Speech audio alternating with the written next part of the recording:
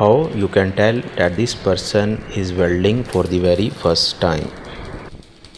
He is wearing wrong sets of gloves and wrong shoes for this welding work. The dark lens of the welding helmet is not being used during the welding work, and the speed at which he is welding will produce a very poor quality weld.